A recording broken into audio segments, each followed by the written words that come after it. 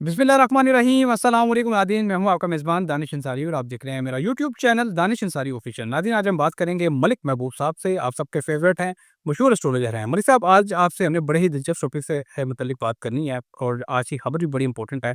गुज़श्ता रोज़ India का तेजस तैयारा जो उन्होंने अपने ही मुल्क में तैयार किया है, वो पाकिस्तान की सरहदी हदूद में दाखिल हुआ। सोशल मीडिया की खबरों के मुताबिक ऑफिशियली इस हवाले से खबर कोई नहीं आई, लेकिन सोशल मीडिया पे खबरें सरगर्म हैं कि तेजस तैयारा जो है इंडिया का, वो पाकिस्तान की सरहदी हदूद में दाखिल हुआ और सादकाबाद में वो गायब हो गया।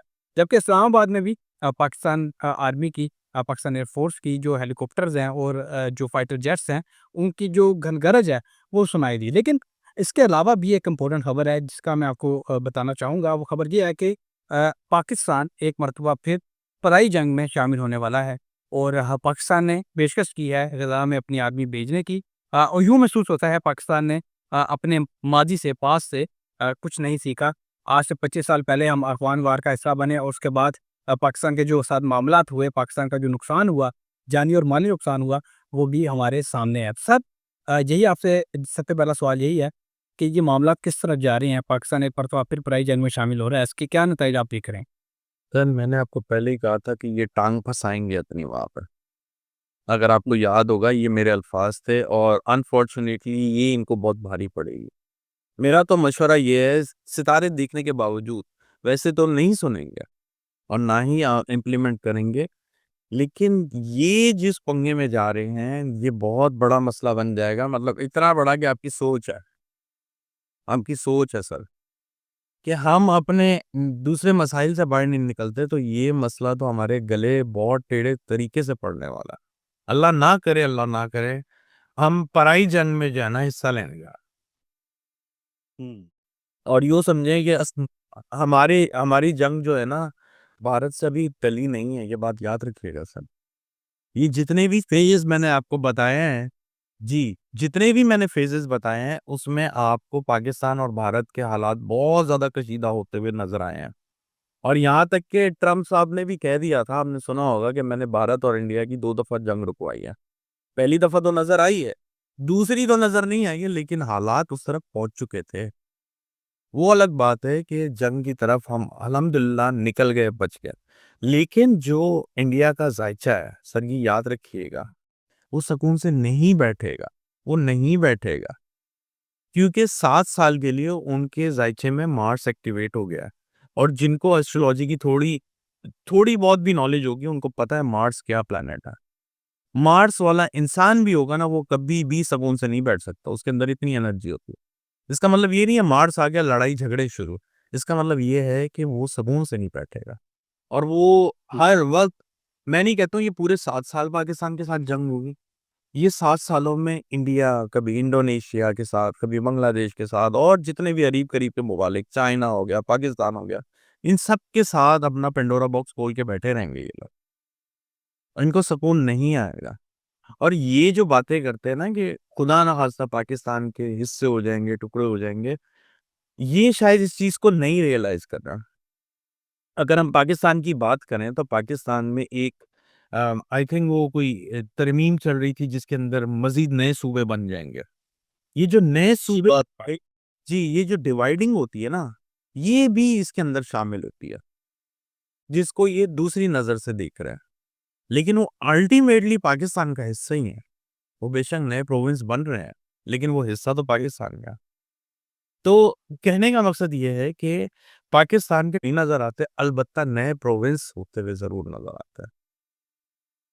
ओके। अच्छा मलिक साहब, आपने आज से चंद रोज़ कबल मेरे प्रोग्राम में ये प्रेडिक्शन की थी पानी से मुतल्लिक, कि पानी जो है वो कई मसाइल पैदा कर सकता है, कोई पानी की वज़ह से नया महाज़ खुल सकता है और इंडिया की बहरी अफ़वाज जो हैं वो भी हरकत में आ सकती हैं। अब हुआ ये है कि इंडिया ने पाकिस्तान का जो पानी है वो बंद कर दिया है और उससे यूँ महसूस होता है कि पाकिस्तान और इंडिया के दरमियान जो टेंशन्स हैं वो बढ़ने वाली हैं। आपको क्या दिखाई दे रहा है? देखिए, ये पानी जो है ना सर, 2027 तक प्रॉब्लम रहेगी रहेगी। चाहे इंडिया पाकिस्तान की जंग हो, चाहे ना हो। मैंने आपको पहले भी बताया है, पानी का मसला पाकिस्तान को बहुत आएगा।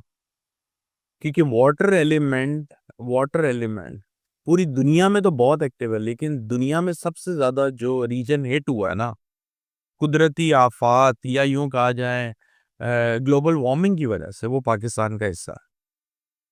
तो अगर आप इन सब चीज़ों को मद्देनज़र रखें तो पाकिस्तान इन चीज़ों से बहुत ज़्यादा घिरा हुआ है।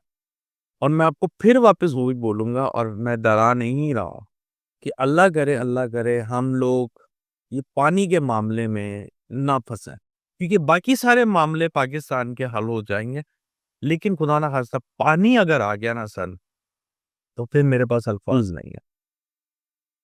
Okay sir. अच्छा सर, आज से चंद रोज़ कबल ये खबर सामने आई थी कि पाकिस्तान और लीबिया के दरमियान $4.5 बिलियन का फ़ौजी साज़ो-सामान से मुतल्लिक एक मुआहिदा तय पाया है, जिसमें पाकिस्तान जो है JF-17 थंडर तैयारे भी ये लीबिया को फराहम करेगा।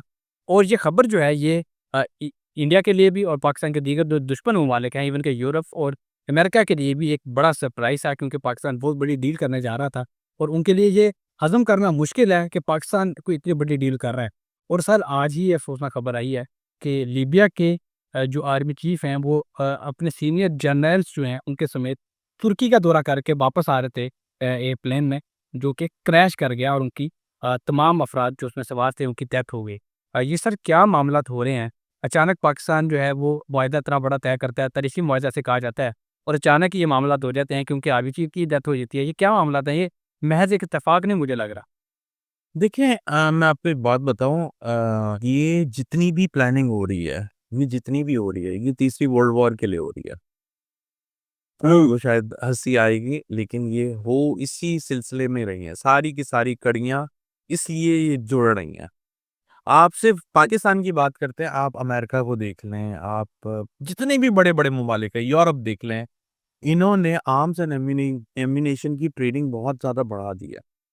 एमओयू साइन हो रहे हैं और बड़े-बड़े क्यों हो रहे हैं सर? क्यों हो रहे हैं?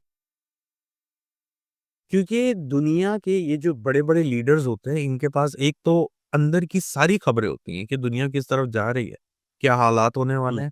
हम तो चले एस्ट्रोलॉजिकली देख रहे हैं ना कि हालात उस तरफ जा रहे हैं, इनको सब पता होता है कि क्या आने वाले दिनों में क्या हो सकते हैं। इनके पास बहुत ज़्यादा डीप इनसाइड न्यूज़ होती है, बहुत ज़्यादा डीप इनसाइड न्यूज़ होती है। तो कहने का मकसद ये है कि इनके पास जो खबरें हैं, वो डेफ़िनेटली इसी चीज़ को इंडिकेट कर रही हैं और ये जो पाकिस्तान के विज़िट है, coming back to your point, कि पाकिस्तान वाले इतना कहाँ-कहाँ क्यों जा रहे हैं? अब लीबिया कोई इतना मेरे ख़्याल से स्टेबल कंट्री तो नहीं मुझे लगता कि वहाँ से इनको कोई बहुत बड़ी बरामदाद और दरामद होगी, ऐसा कुछ भी नहीं दिखता मुझे। जहाँ तक मुझे दिखता है वो सिर्फ़ इसीलिए लीबिया जा रहे हैं कि ये लोग एमओयू साइन कर रहे हैं।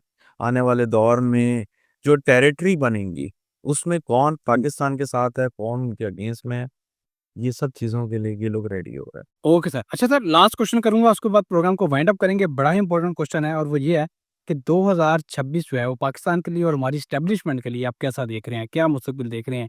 फाइनेंशियली क्या मामलात हो सकते हैं? इस हवाले से भी बताइएगा। देखिए, मैंने बताया फर्स्ट हाफ बहुत अच्छा रहेगा लेकिन वो आखिरी हाफ ही होएगा। फर्स्ट दोनों एक ही, पहला और आखिरी यही है।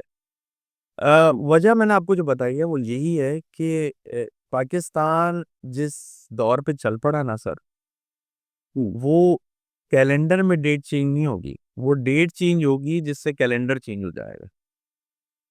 हुकूमत के लिए जून नहीं है सर, हुकूमत का तो टाइम शुरू हुआ हुआ है। वो हुकूमत तो ऐसे ही लड़खड़ा रही है सर, वो जिस सहारे पे खड़ी हुई है और उनके लिए ही इतने चैलेंजेस हो जाएँगे तो ये लोग कहाँ जाएँगे बताएँ मुझे? मैं जून नहीं कहता हूँ, मैं कहता हूँ जुलाई, अगस्त हो सकता है, शायद सितंबर हो जाए लेकिन है ये फर्स्ट हाफ ही है, हुकूमत और एस्टेब्लिशमेंट। अगर आपको याद होगा जिस वक़्त गोल्ड गिरा था आई थिंक नवंबर की बात थी तो मैंने कहा था ये जुपिटर रेट्रोग्रेड हुआ है, इसकी वजह से हुआ है और ये वापस तब बढ़ेगा जब जुपिटर वापस फॉल बैक करेगा जेमिनी में। आपने देखा है वो जैसे ही जेमिनी में गया है, जुपिटर गोल्ड जो है अगेन न्यू हाइट्स की तरफ पहुँच चुका हुआ। और यहाँ से लेके जो मई तक का टाइम है, ये कहीं न कहीं ऊपर की तरफ ही दिखाता है नज़ारा। लेकिन वही वाली बात है, ये slowly gradually back and fourth कभी रिट्रेसमेंट, कभी फॉल, उस तरह से ऊपर चढ़ेगा। सबसे बेस्ट जो मैंने आपको इंस्ट्रूमेंट बताया था वो सिल्वर था। मेरे ख़्याल से सिल्वर अच्छा खासा गेन कर चुका है, अच्छा खासा गेन कर गया। मुझे पाकिस्तान के रेट का तो इतना आइडिया नहीं है लेकिन इंटरनेशनल मार्केट में सिल्वर ने बहुत ज़ोर लगाया है। और काफ़ी ऊपर तक जाने के अभी भी, अगर आप अभी भी मुझसे बोलें तो मुझे नहीं पता, शायद 65 है। मैं अभी भी कहूँगा कि $75 मिनिमम इसकी करीब जाएगा ये सिल्वर। जहाँ तक डॉलर का रहा है सर, डॉलर जो है अमेरिका में मेरे ख़्याल से अभी यहाँ से थोड़ा-सा फ़ॉल बैक करेगा, लेकिन आने वाले महीनों में फिर इसकी जो पावर है वो आपको बढ़ती हुई दिखेगी। और क्रिप्टो मोस्ट प्रोबेबली मुझे लगता है कि यहाँ से बॉटम आउट होगा और ये अब ऊपर जाने की तरफ है। बहुत शुक्रिया सर, आपने अपने कीमती वक़्त में से कुछ वक़्त निकाला और इतनी ज़बरदस्त प्रेडिक्शंस जो हैं आपने हमारे साथ शेयर की। अपने नाज़रीन का भी शुक्रिया अदा करना चाहेंगे, इतना अच्छा फ़ीडबैक देते हैं, कमेंट्स करते हैं, अपने क्वेश्चन पूछते हैं। इंशाल्लाह एक सिलसिला शुरू करेंगे जिसमें आपके क्वेश्चंस का बाकायदा जवाब भी दिया जाएगा मलिक महबूब साहब की तरफ से। अगली वीडियो तक के लिए मुझे और मलिक महबूब साहब को इजाज़त दीजिए। अल्लाह हाफ़िज़।